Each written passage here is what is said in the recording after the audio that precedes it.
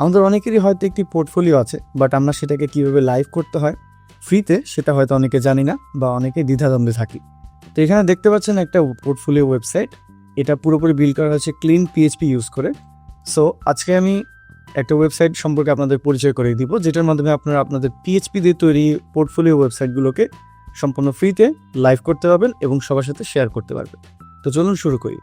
তো শুরুতে আপনারা চলে যাবেন infinityfree.com। ওয়েবসাইটের লিঙ্কটা আমি অবশ্যই ভিডিও ডেসক্রিপশনে দিয়ে দিব, অথবা আপনি এখানে টাইপ করতে পারেন infinityfree.com। সেখান থেকে আসার পরে আপনি আপনার গুগল দিয়ে এটা লগ ইন করে নেবেন। লগ ইন করার পরে আপনি এরকম একটা ইন্টারফেসে চলে আসবেন। এখানে আমার অলরেডি একটা অ্যাকাউন্ট দেখাচ্ছে, বাট আপনাদের এখানে কিছু দেখাবে না। এখানে জাস্ট ক্রিয়েট অ্যাকাউন্টে ক্লিক করবো আমরা। দেন এখান থেকে $0 যেটা ফার্স্টেরটা, এটাতে আমরা ক্রিয়েট নাওতে ক্লিক করব। দেন আমরা এখানে আমাদের সাব ডোমেনের নামটা দেবো, তার মানে আমাদের পোর্টফোলিওর নামটা। সো আমি এখানে আমার নামটাই আপাতত দিয়ে দিচ্ছি। দেওয়ার পরে রাইট সাইডে দেখতে পাবেন ডোমেনের এক্সটেনশনের একটা অপশন আছে। সো ইনিশিয়ালি এই ডোমেনগুলো আপনাকে দেওয়া হয়েছে যে অ্যাজ এটা হচ্ছে ফ্রি, সো এই ডোমেন এক্সটেনশনগুলো থেকে আপনি যে কোনো একটা ইউজ করতে পারেন। সো সাপোজ আমি এটা ইউজ করছি, তাহলে আমার পোর্টফোলিও ওয়েবসাইটের নাম হবে niloyahsan.free.nf। সো এটা দেওয়ার পর আমি চেক অ্যাভেলেবিলিটিতে ক্লিক দিলাম। সো এটা অ্যাভেলেবেল দেখাচ্ছে। দেন এখানে একটা পাসওয়ার্ড, আপনার অ্যাকাউন্টের পাসওয়ার্ড থাকবে। দেন এখান থেকে আমরা ইমেল কনসেন্ট থেকে আই অ্যাপ্রুভে ক্লিক দিয়ে ক্রিয়েট অ্যাকাউন্টে ক্লিক করব। ক্লিক করার পরেই এটা সেট আপ হবে, কিছুক্ষণ টাইম নেবে। সো দেখতে পাচ্ছেন আমাদের সামনে একটা ইন্টারফেস চলে আসছে। সো আমাদের অ্যাকাউন্টটা কিন্তু ক্রিয়েট হয়ে গেল। এখন আমরা এখান থেকে দেখতে পাচ্ছি আমাদের ডোমেইন নেম, এই যে এখানে আমরা এখানে ভিউ সাইটে ক্লিক দিলে এটা এখন কিছু দেখাবে না। সো দেখতে পাচ্ছেন এটা কি কিছু দেখাচ্ছে না। সো আমরা এখন এটা সেট আপ করবো। তো ইনিশিয়ালি আমরা আমাদের যেই পোর্টফোলিওর যে ফোল্ডারগুলো বা ফাইলগুলো আছে, আমরা সিতে যাব, যেখানে আমাদের মেইন ডিরেক্টরি রাখা আছে। সিতে যাওয়ার পরে htdocs-এ যাব। দেন এখান থেকে এটা হচ্ছে আমাদের সেই ওয়েবসাইটের ফাইলগুলো রাখা এখানে। সো এটা হচ্ছে বেসিক্যালি আমাদের পোর্টফোলিওর ফাইল।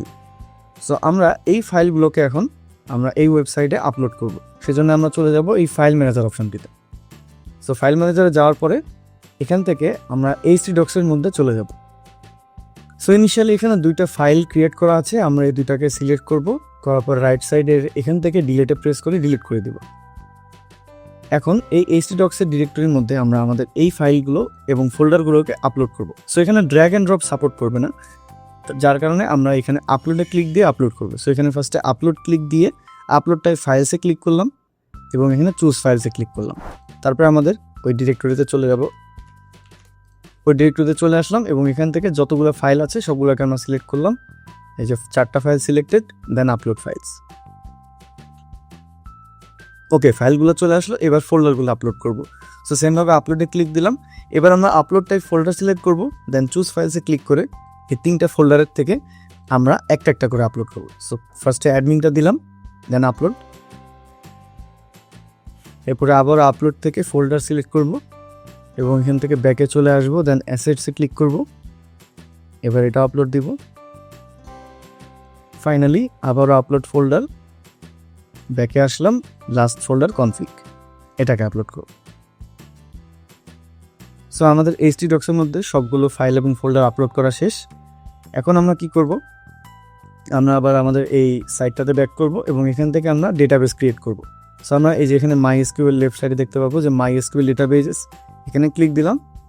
দেওয়ার পর আমরা এখানে একটা ক্রিয়েট ডেটাবেস বাটন আছে, এখানে ক্লিক করব।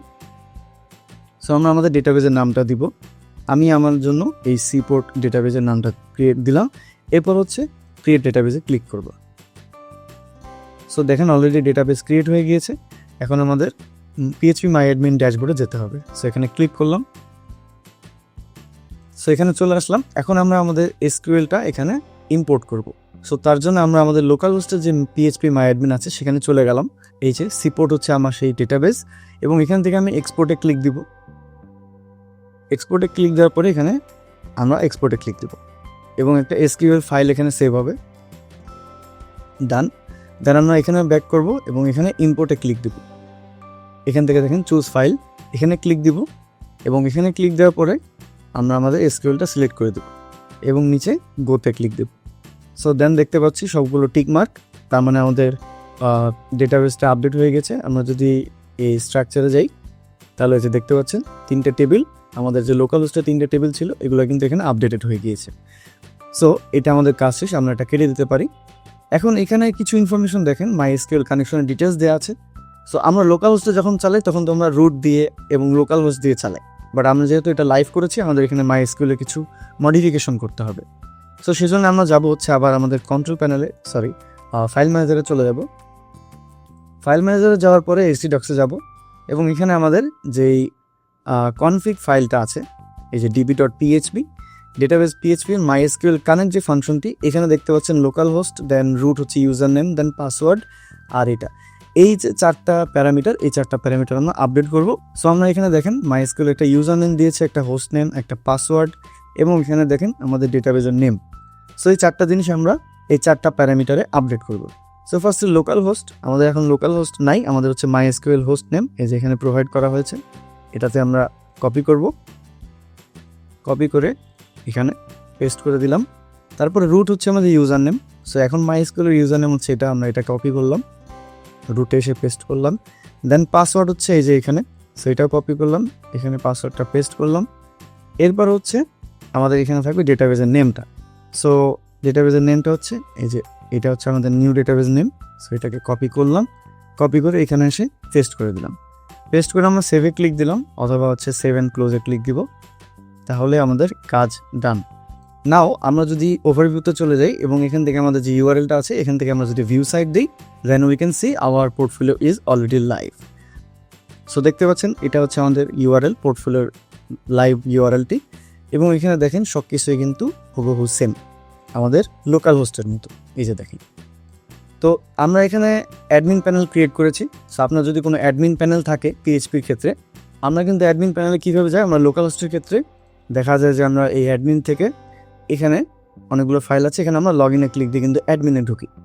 বাট আমাদের এইখানে তো ইউআরএল আছে, আমরা এখানে কীভাবে অ্যাক্সেস করব, সেমভাবে অ্যাক্সেস করব, আমাদের যে ডিরেক্টরিতে আছে সেইভাবে। আমরা এখানে অ্যাডমিন দিব, দেন login.php, দেন দেখতে পাচ্ছেন এখানে ইউজার নেম অ্যান্ড পাসওয়ার্ডের অপশন আছে। সো আমরা এটা ফিল আপ করে একটু ভেতরে ঢুকি। সো এই যে দেখতে পাচ্ছেন এটা হচ্ছে আমাদের পোর্টফোলিওর অ্যাডমিন ড্যাশবোর্ডটা। এখানে কিন্তু সব কিছু আমরা আপডেট করতে পারবো, এডুকেশন, এক্সপিরিয়েন্স সব কিছুই এখানে আমরা জাস্ট আপডেট করে, যেমন এখানে পার্সন নেম, এখান থেকে আমি যদি আমার নেমটা দিয়ে দিই, আমার নেম দিয়ে দিলাম। দেওয়ার পরে আমরা যদি আপডেট বেসিক ইনফোতে ক্লিক দিই এবং লগ আউট করে আমরা যদি আমাদের ওয়েবসাইটটাতে চলে যাই, লাইভ ওয়েবসাইটটাতে, তো দেখতে পাচ্ছেন এখানে কিন্তু অলরেডি এটা আপডেট হয়ে গেছে। সো এইভাবেই কিন্তু আপনি আপনার পিএইচপি দিয়ে বানানো পোর্টফোলিও ওয়েবসাইটটাকে সম্পূর্ণ ফ্রিতে হোস্ট করতে পারবেন এবং একটা লাইভ লিঙ্ক পেয়ে যাবেন, যেটা সবার কাছে শেয়ার করতে পারবেন। আশা করি ভিডিওটি ভালো লেগেছে। যদি ভালো লাগে তাহলে ভিডিওটি সবার সাথে শেয়ার করবেন, যারা তাদের পিএইচপি দিয়ে বানানো ওয়েবসাইটগুলোকে লাইভ করতে চায়। শুধু পোর্টফোলিও না, আপনি পিএইচপি দিয়ে যে কোনো ওয়েবসাইটই ক্রিয়েট করলে আপনি এই ইনফিনিটি ফ্রি ওয়েবসাইটের মাধ্যমে কিন্তু ফ্রিতে হোস্ট করতে পারবেন। তো দেখা হবে পরবর্তী ভিডিওতে। টিল দেন টেক কেয়ার, আল্লাহ হাফেজ।